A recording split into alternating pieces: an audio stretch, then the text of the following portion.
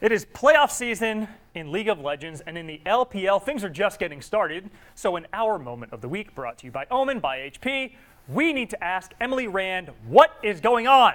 So Emily Rand, what is going on? And we want to start with Team WE, that meteoric rise from a lowly 12th place finish to a playoff-bound 5th place spot. This has to bode well for them, right?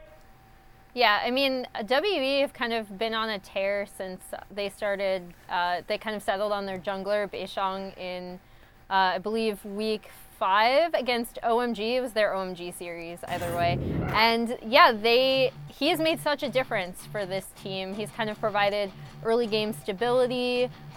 They have a really strong, much stronger team identity where they can play around Xie or Mystic and Poss. Even if he's playing more of a carry style champion, he still seems to fit really well into WE's team fights. It's been amazing to actually see this team rise, because I thought they were just going to continue to struggle, kind of carry over from last year, swapping random pieces of the roster out, trying to find something that sticks. But as it turns out, once they found something that stuck, you know, they actually stuck with it, and it brought them to 5th place. Emily, I want to touch on RNG, and usually we'll focus on Zz1tai, understandably, but let's talk about Zz1tai. Retired for about 4 months, returned to RNG in March. What does he bring to this team?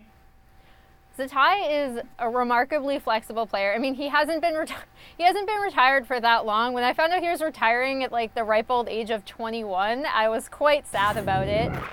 He has a phenomenally large champion pool. He actually used to be a mid laner, and that's what he was known for back when he was a mid laner as well.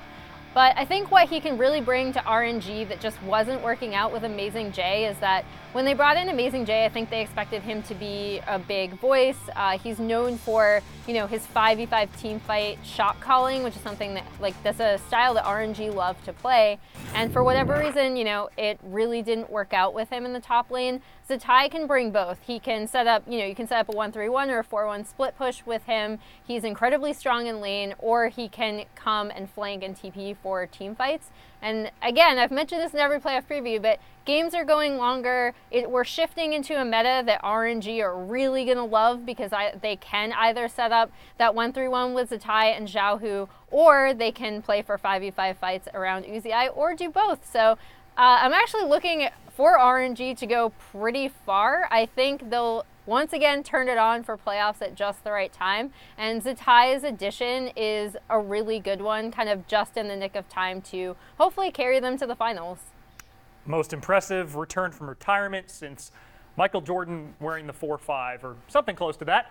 Emily Rand, thanks so much for the time and insight. For more coverage of League of Legends playoffs in the LPL or around the world, keep it locked on ESPN.com/esports.